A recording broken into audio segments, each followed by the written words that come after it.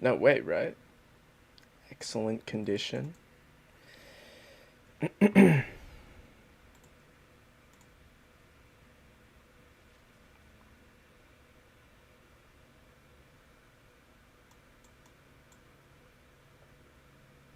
Okay. Um,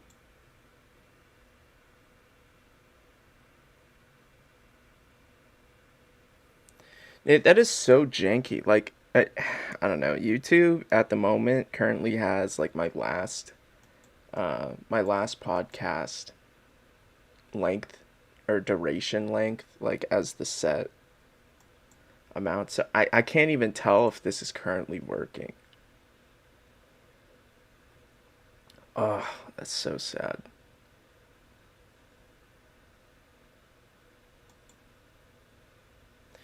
All right, I'm just gonna trust that it's working.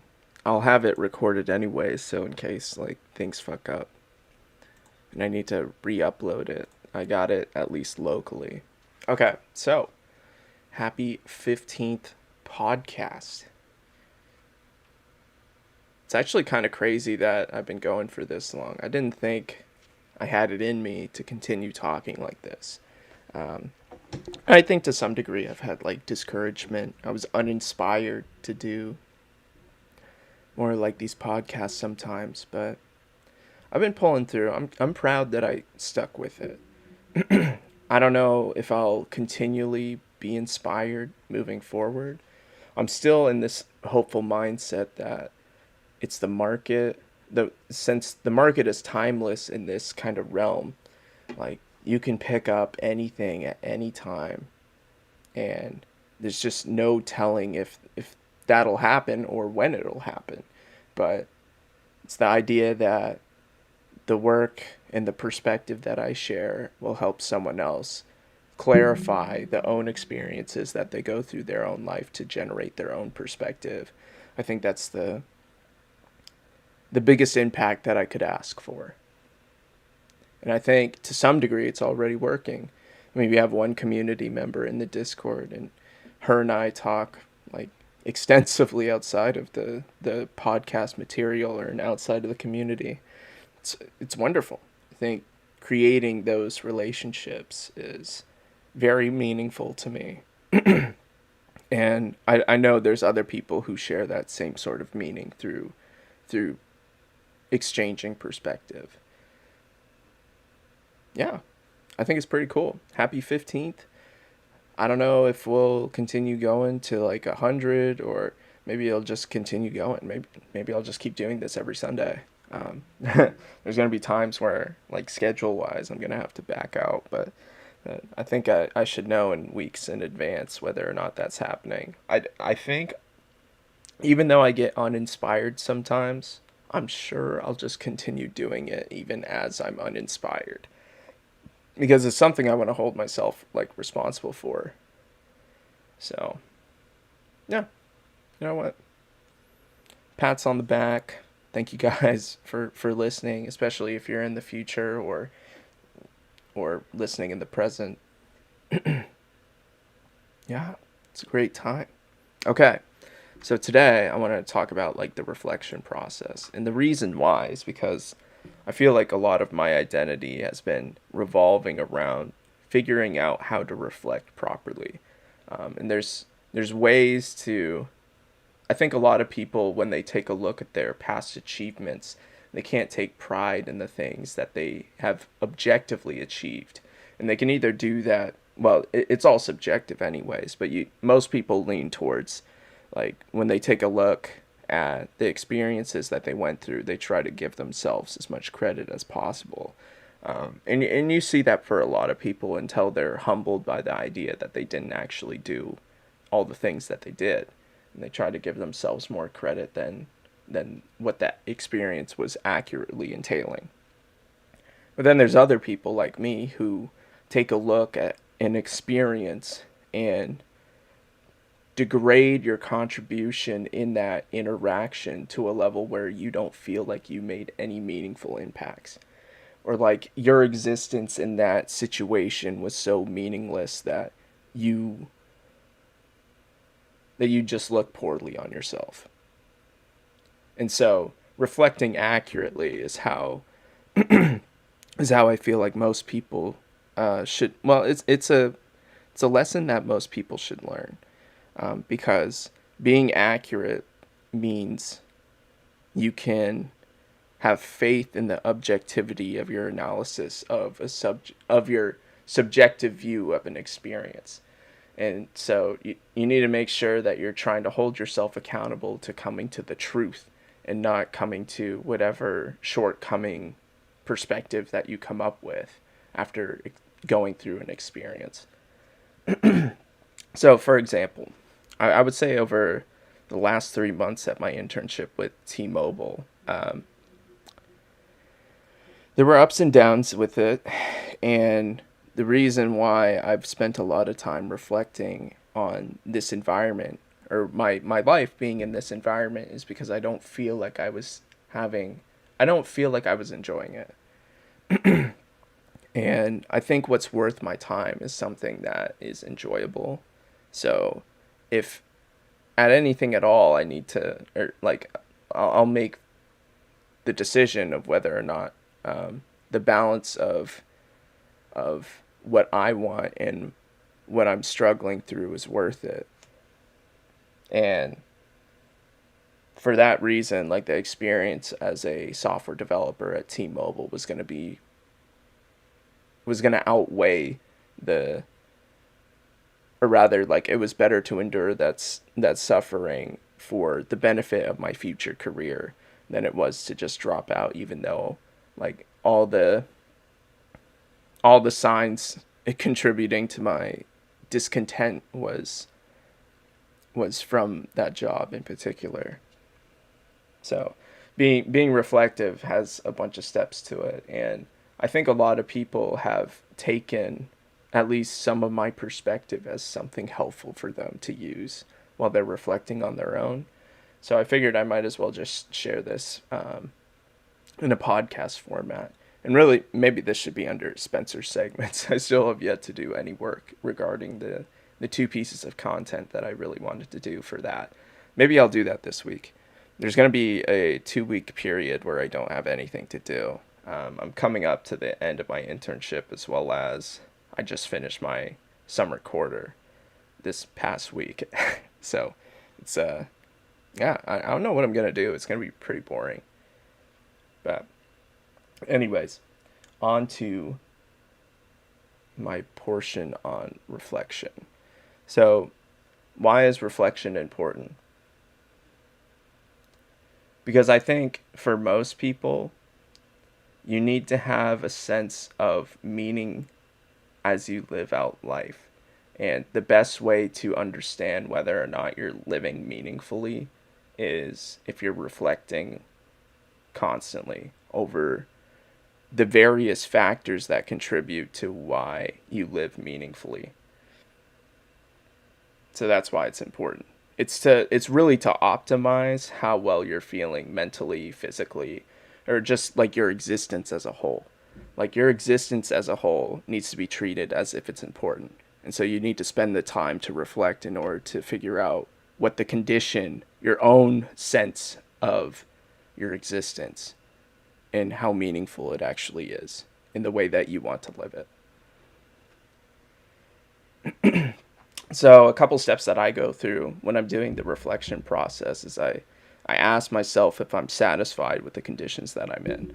So as I said before, with the situation that I brought up about work, I was pretty unhappy about my situation in that, because I currently was getting paid to learn, even though most jobs, when they hire someone on, they have this idea that they have potential to provide output for the company.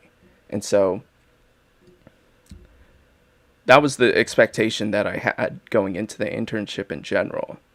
And I didn't feel like I was outputting in a meaningful way to the company. So that was like a huge personal obstacle that I had to overcome for myself, or else I wasn't going to be able to live in the space. But that was like a condition that I was living in, and I knew that that was part of why I was unhappy with my existence at that time. Um, but there's some other things that you need to take a look at too. So, for example, like relationships. You can either talk about this in the context of other people, or you can talk about that in the context of yourself. I know a lot of people want to actually spend time with themselves, or prioritize themselves, or they want to prioritize other people because they're meaningful to them. I try to do a balance of both. And yeah, I would say relationships is a pretty big and meaningful component of my life. Um, Another example that I came up with is weight. I know this isn't for everyone, but like being healthy, I guess, is the better way to generalize like weight, or abstract weight to its bigger concept. But this also kind of fuels into the idea, or this is also associated with the idea that you want to spend time with yourself. There's also work behaviors as an example. Um, the environment that you're in could be a current condition. The habits, your own habits that you're doing. Maybe you're like drinking too much, or I don't know. In my case, I'm probably playing video games way too much. Um, Aspirations. So, are you working towards your goals? Are the current conditions anything like what you want to see yourself at? Just like general evaluating how you spend your time. So, as much as I'd like to spend more time doing the various things that I like, which is contributing to, well, making projects and making like pieces of technology work for me, because I have the experience and the knowledge to create stuff that are meaningful to me. Um, Time wise, I don't have the capacity to balance that with leisure activities, which is meant to balance out the stresses of both school and work. So I don't see that creativity outlet of generating technology that's beneficial to me worthwhile in the balance of how I spend my time already. So, yeah, you need to be constantly evaluating the multiple factors of the conditions that define the conditions that you're in. And once from there, you can start asking the question of which of those conditions are you in control of, and what would be meaningful to you in order to contribute to changing those conditions. And so that's like the next step of the process. And for some of them, you can actually control a lot of them. So, like your own health, you can, like, yeah, you're going to have to make sacrifices where you're going to have to balance out whether or not, like, I don't know, maybe eating unhealthy is a cheaper price to pay, both in terms of financial investment and as well as in time. So you could argue that that's just a hit that you're going to have to take with your body until you convince yourself that you can find balance with eating healthy, and that the time investment and financial investment is going to be worthwhile for you in the future. But you need to convince yourself that that would be worthwhile. That's the kind of condition that you want to change for yourself. Like work environment, like, it's more binary than anything else. Like, yeah, you can try and change like the work environment that you're in, or you can just get out of it. So that to some scale, you're able to make meaningful changes that are going to be important to you. But not everything that you want to do with the environment that you're in is going to change in the way you want it to. With aspirations, your dreams, you can always set a goal for yourself in the future and you can work towards it.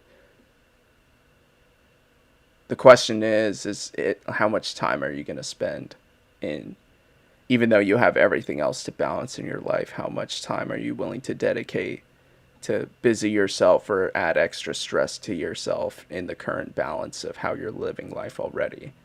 And if it's that meaningful to you, you need to find a solution in order to contribute to that dream. Or else you're not going to be any happier than you are now of not working on it. So I think you can find meaning in the conditions that you're currently living in and work towards something that you want to change. I think you can do that with most things, but you need to humble yourself back to how much power you actually have over those conditions. So don't say that like everything is hopeless, because yeah, you can actually change how you eat, or how you all your exercise habits, or I don't know, like your consumption habits. Like, you know what aspects of life you're in control of, and you should be inspired by that.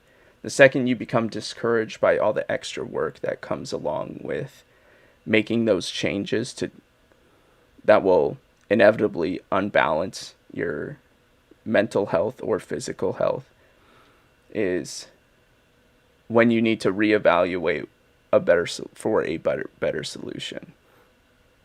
So make sure that you have a realistic understanding of what you can contribute to, and stay objective to it. Like, you need to know what you want, and you need to go get it in an inspiring fashion. And on top of that, so I also make the point in the outline, you need to have a realistic timeline of how you can implement changes. For example, like last Christmas, I made the decision, you know what, I want to see myself healthier, because I think I look better when I'm at a better weight. So I was like 215 pounds like last Christmas. I'm currently 177. So I made drastic changes since then, and I see the projection of maybe like 170 by Christmas time this year. So in total, it's going to be around like a 45-pound weight loss over the course of the year, and I take pride in that. But at the beginning of at last Christmas, I thought the projection that I had for myself was the timeline at around June was when I was going to be around like 160 pounds. And that was June this year, and that's like 3 months ago. So it's, yeah, that clearly didn't happen, but, you know, what's better is that I adjusted the goal to keep it as it is, but I kept the timeline back. And it's not like I've pushed off the responsibility or accountability of holding myself to reaching that goal by that specific time. I just forgave myself that the conditions of which I was in wasn't good enough to see the kind of success that I had for myself back then. And at the same time, I didn't know what the ask of the success was back at Christmas time to be 160 pounds by June. So keeping the idea of realistic goal continually changes as you add in all the kinds of factors that go in as you're living life. So, you know, I'm still proud that like the projection is like 45-pound loss by Christmas this year. And hopefully by next summer, I'll be around like 160. So that'll be like an ask of 10 pounds between like January and June of 2022. That's, you know, I'm going to be happy with that. I mean, end goal, I want to be like 140 pounds or like 145. Depends on how, like, it really depends on how I look. I think at around like 155, I'll be like grinning really well.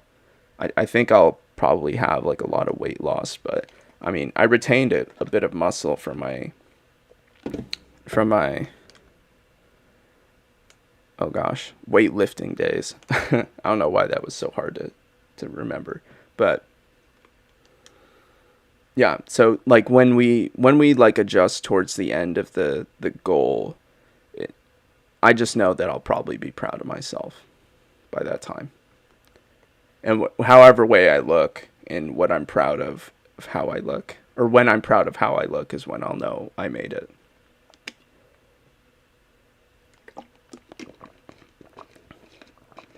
But yeah, keep the timeline realistic. And the realistic timeline is going to be changing too. But you shouldn't get discouraged when you, like, I know there's a lot of talk out there about how you shouldn't set like hard timelines for your goals, because then there's the expectation that you need to make it. I think there's I think a realistic timeline is that it constantly changes, but you need to hold yourself accountable to trying for that timeline. And that's like the best you can do.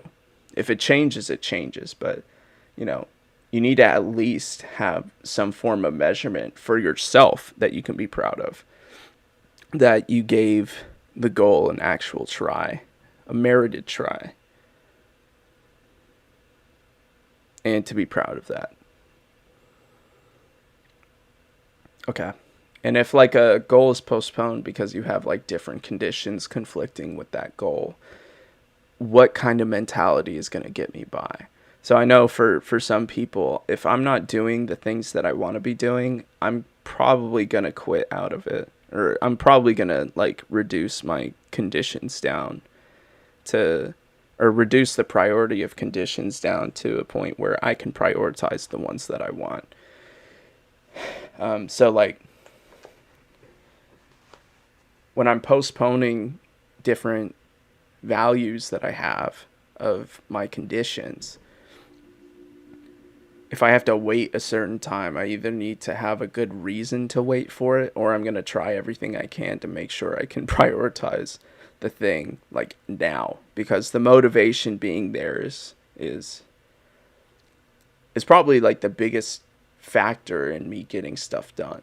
If I'm motivated, I mean, obviously that's what the word means, but you know, if I'm feeling motivated, likely I'll probably do very well in whatever condition that I want to be spending time with.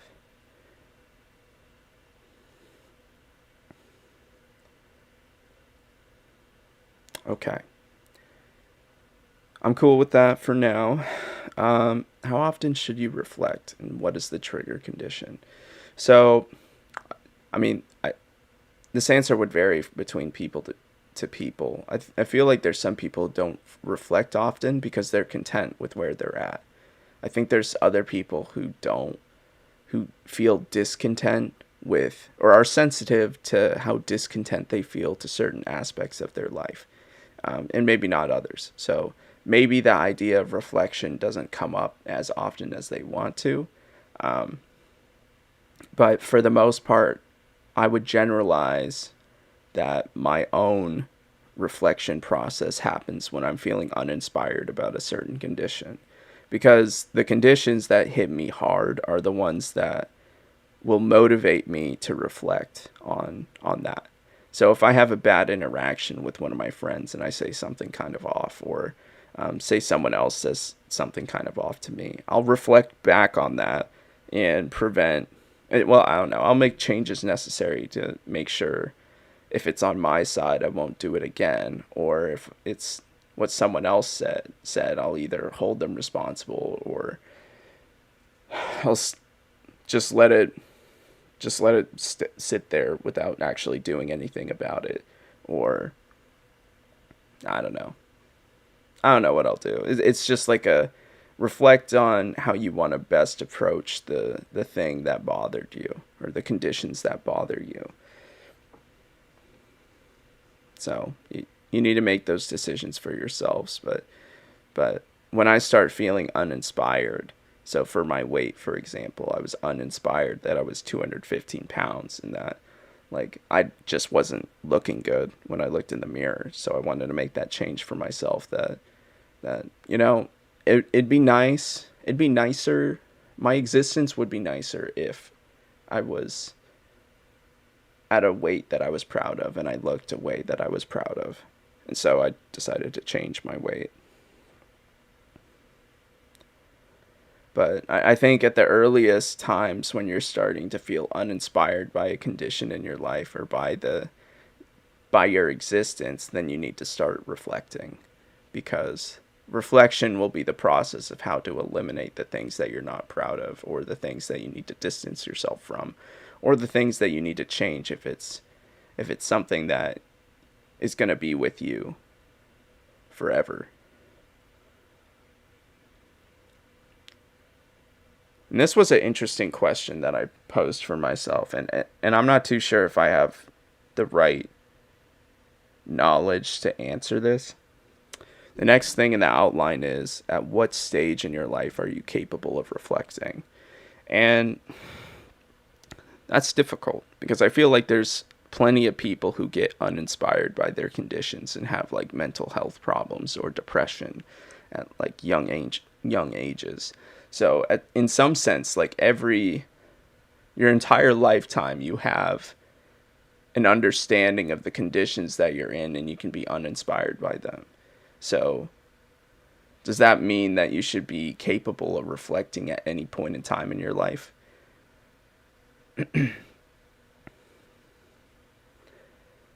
But say, okay, let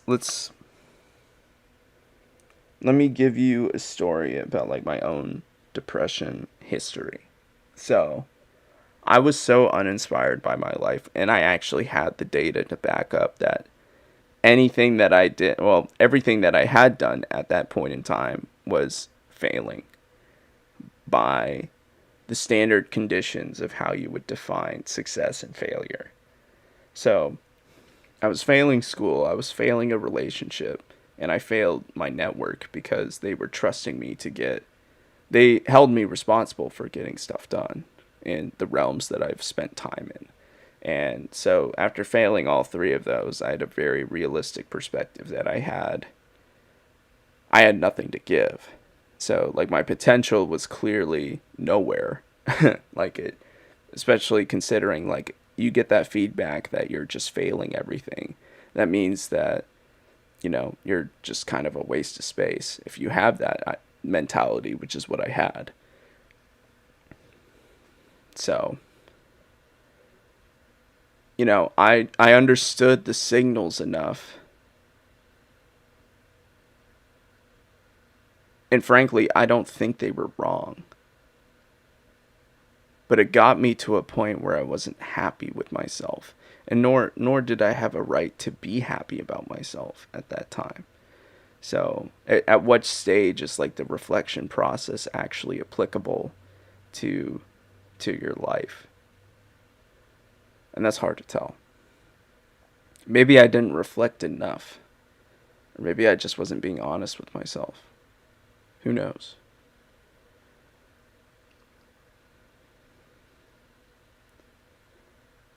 The next question in the outline I have is, how do you gain enough knowledge to be competent in the reflection process?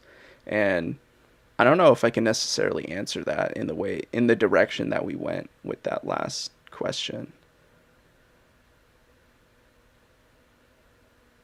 I'll leave it open for discussion. I'm going to put it down.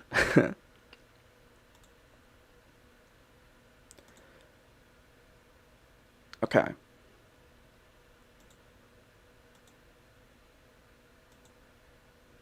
So with the next one, we have, how many people reflect in life?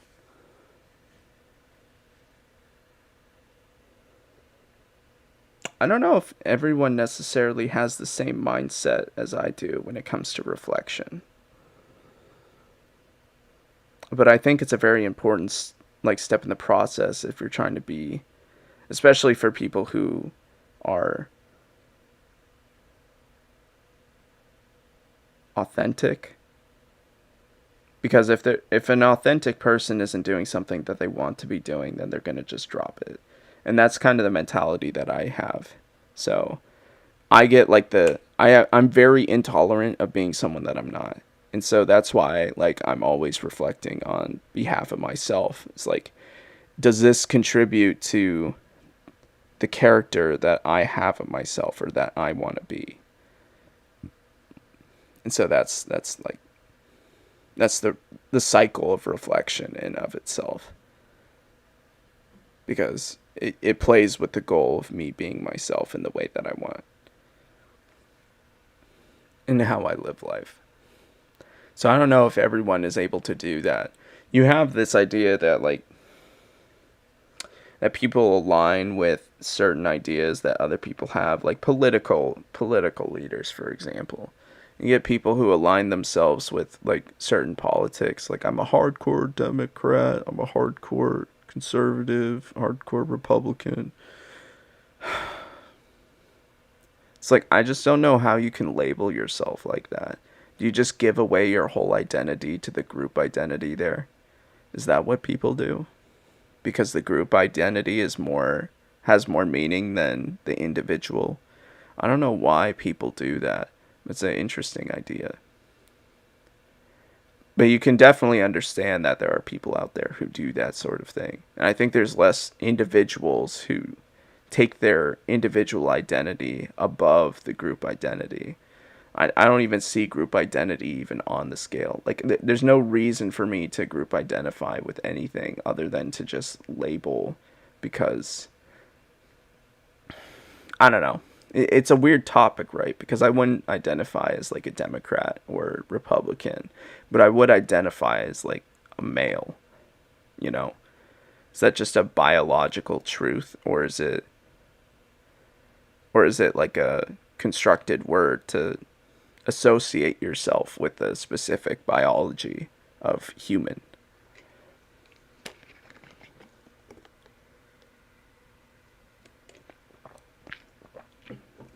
Maybe that's more the case than it is an actual group identity.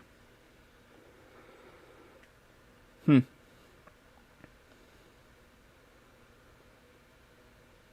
Anyhow, next question is, how do sheep like people do it?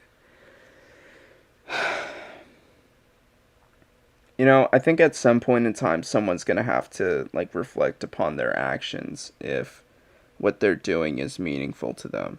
Like, at some point in time they're going to have to do that, right?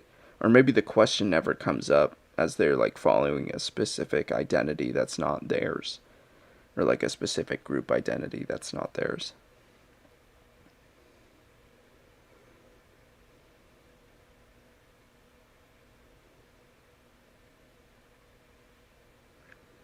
Like, just because I got vaccinated and other people don't get vaccinated, or just because like the majority of the people get vaccinated and I got vaccinated, does that make me a sheep? I don't think so.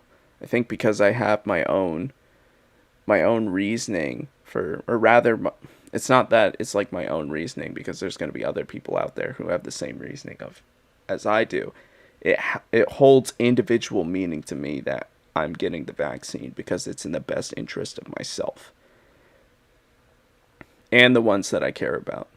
And that's the kind of reason that makes it individual, or takes it to an individual level. And when other people say like, "Oh, I got the vaccine because, everybody else got it and people are suggesting it." It's like, you're taking it because the group is trending towards that decision or that action. And I think that's like more of the sheep mentality. And maybe some people may word it like that and they might not actually mean it. But I think there's people who word it like that and do actually mean it. And like, understanding the difference there is going to be important to the demographic of sheep and the demographic of people who just can't articulate what they mean well. What's interesting though, do sheep have the capacity to reflect? I think reflection is a skill that's maximized. Well, okay, it's not maximized. You know what? I don't know. I was going to say reflection is a skill that is continually developed as you grow older. But, I mean, you take a look at me and it's like, you know, I'm like developed as a 24-year-old. If you take someone else who's 24 years old and you give them the same kinds of reflection questions as I do, are they going to be able to answer that, or would they find them as new perspectives? Who knows?